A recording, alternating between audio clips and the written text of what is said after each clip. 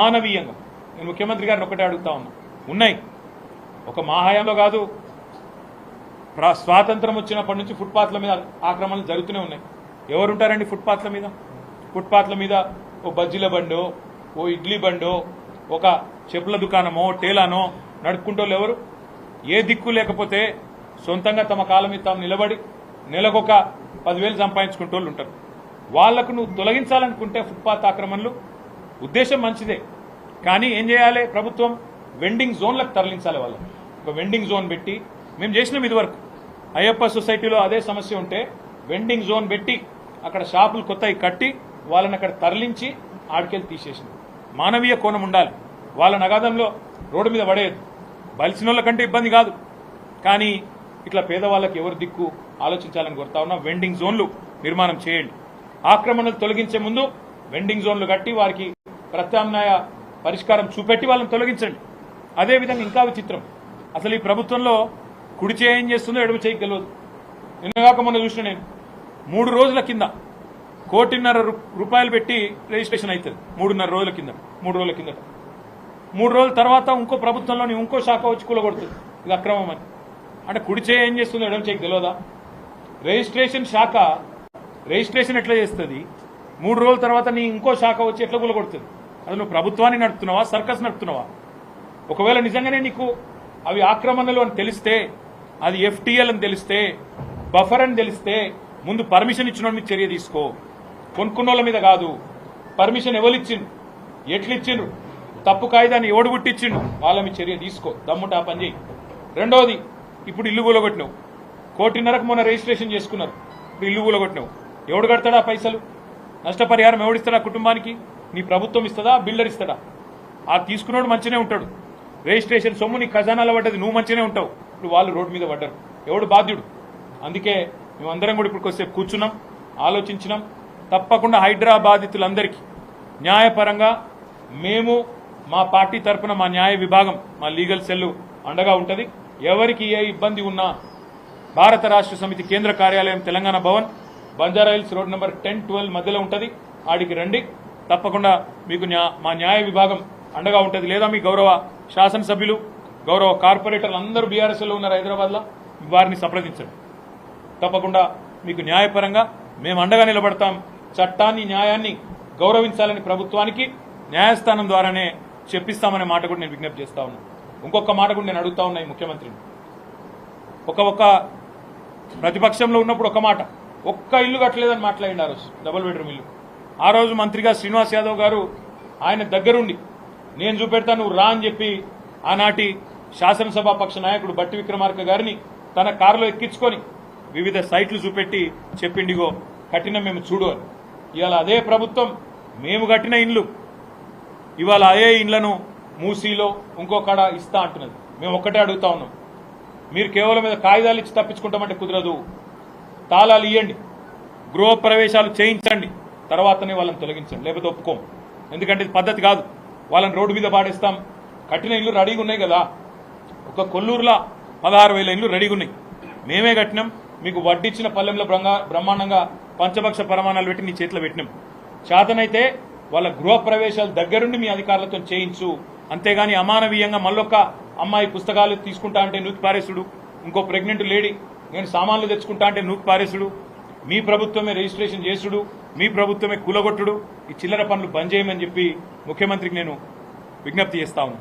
ఇంకొక మాట కూడా నేను చెప్తా ఉన్నా. మా ప్రభుత్వం ఉన్ననాడు మేము మాట ఇచ్చినాం, 1,00,000 కట్టినాం, మరొక 1,00,000 కడతాం, అవసరమైతే ఇంకా ఇల్లు కూడా హైదరాబాద్లో పేదలందరికీ ఇస్తామని చెప్పాం. 1,00,000 మేము ఇచ్చినాం. నీకు చిత్తశుద్ధి ఉంటే రేవంత్ రెడ్డి హైదరాబాద్ భూములు అమ్ముతున్నావు.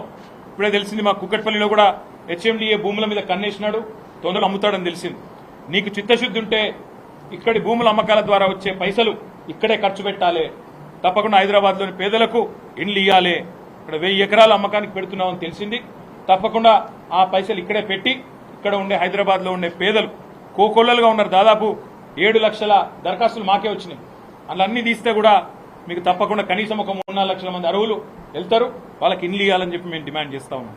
తప్పకుండా వారికి అండగా ఉంటాం. ఇక చివరిగా నేను చెప్పేది ఒకటే, మీరు మంచి పనులు చేయకుండా కేవలం బట్టగాల్చి మీదేస్తాం, హైడ్రా పేరిట డ్రామాలు చేస్తాం అంటే మాత్రం ప్రధాన ప్రతిపక్షంగా మేమైతే చూస్తూ ఊరుకోం. తప్పకుండా భవిష్యత్తులో క్షేత్రానికి కూడా వస్తాం, ఎక్కడికక్కడ ఆ బాధితులకు అండగా నిలబడతాం. మేము కూడా చూస్తూ ఉన్నాం. ఎందుకంటే ఈ ప్రభుత్వం వచ్చి కొత్తగా వచ్చింది కదా, 9-10 నెలలు అయింది కదా, వీళ్ళకు కూడా కొత్త మురిపం ఉంటుంది కదా, హనీమూన్ పీరియడ్ కదా అని ఆగినాం. కానీ మీ దౌర్జన్యాలు, మీ దాష్టికాలు ఇట్లే కొనసాగితే మేము ఊరుకోము. తప్పకుండా ఫీల్డ్కి వస్తాము. మీ బుల్డోజర్లకు అడ్డంగా అవసరమైతే మేమే నిల్చుంటాం. ఖచ్చితంగా పేదలకు అండగా బస్తీలలో మేము నిలబడతామనే మాట కూడా నేను విజ్ఞప్తి చేస్తా ఉన్నా. మేము ఆక్రమణలను ఎంకరేజ్ చేయడం లేదు. మేము చెప్పేదల్లా ఒకటే, ఆక్రమణలు అంటే చాలా గమ్మత్తున్నది. ఆక్రమణలు చేసిందంతా మీకు కాంగ్రెస్ వాళ్ళే ఉంటారు ఎక్కువ, మొదలు తీసుకొస్తే తవి తీస్తే. మీరు ఆఖరికి మొన్న కూలగొట్టిన నాగార్జున కన్వెన్షన్ కూడా పర్మిషన్ ఇచ్చింది కాంగ్రెస్ వాళ్ళే. ఇలా కూలగొట్టి డ్రామా చేసేది కాంగ్రెస్ వాళ్ళే. కాబట్టి ఈ చెరువుల కబ్జాలు, నాలాల కబ్జాలు గత ఒక 70-80 ఏళ్ల నుంచి జరుగుతూ వచ్చినాయి. పేదవాళ్ళు అక్కడికి వచ్చి కట్టుకున్నారు. మీరిచ్చిన పట్టాలు కూడా ఉన్నాయి. నేను అనేదల్లా ఒకటే, రాజకీయాలకు అతీతంగా, రాగద్వేషాలకు అతీతంగా పేదలకు న్యాయం చేద్దాం. ఏ దిక్కు లేని వాడికి, అభాగ్యుడికి అండగా నిలబడదామన్నదే మా పార్టీ సిద్ధాంతం. తప్పకుండా అండగా నిలబడతాం. ఆక్రమణలను మేము కూడా ప్రోత్సహించాం. కానీ అందులో నుంచి తొలగించేటప్పుడు మాత్రం మానవీయంగా వాళ్ళని ఇళ్లలో పెట్టండి, రోడ్డు మీద, బజార్ మీద పడేయకండి. చిన్న పిల్లలను, మహిళలను వాళ్ళ పట్ల కర్కశత్వంతో, మానవత్వం లేకుండా వ్యవహరించకండి. ఇది మంచి పద్ధతి కాదు అనే మాట కూడా చెబుతూ, ఇక ఆక్రమణలు కూలగొట్టాలంటే నేను ఇంకో మాట కూడా అంటున్నాను. జిహెచ్ఎంసీ బిల్డింగే నాలా మీద ఉంది. ఇలా హైడ్రా కమిషనర్ కూర్చున్న బిల్డింగ్ బుద్ధ భవన్ కూడా నాలా మీదే ఉంది. మీ అన్న తిరుపతి రెడ్డి ఇల్లు FTL ఉన్నది. మీ మంత్రుల ఇండ్లు, ఫామ్ హౌజులు, చెర్లళ్ళు ఉన్నాయి. అవి గులగొడతావా? మొదలు అవి గులగొట్టాలి కదా. చారిటీ బిగిన్స్ ఎట్ హోమ్ అంటారు కదా, ఆడికెళ్ళి మొదలుపెట్టు. అంతగానం నీకుంటే కమిట్మెంటు, ఆడికెళ్ళి మొదలుపెట్టు.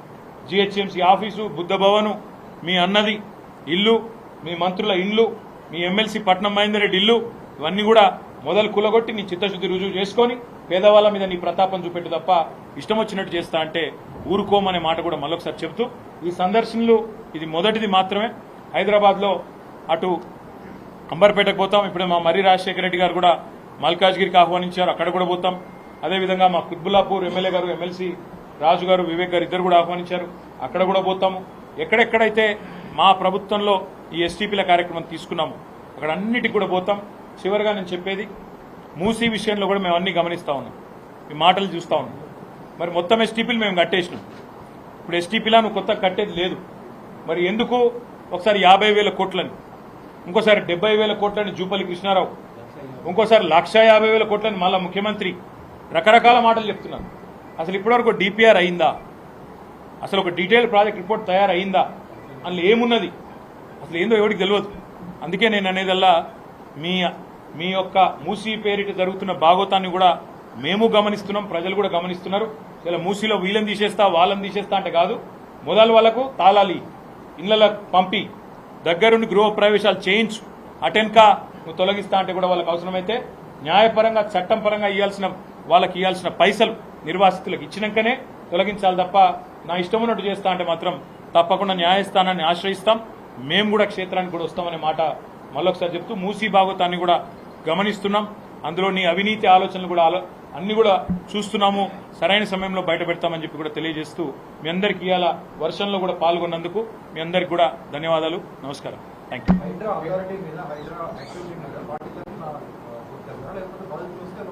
మేము చెప్పేది ఒకటే బ్రదర్, ఏదైనా ప్రభుత్వం మంచి ఉద్దేశంతో ఏదైనా పని చేయదలుచుకుంటే తప్పకుండా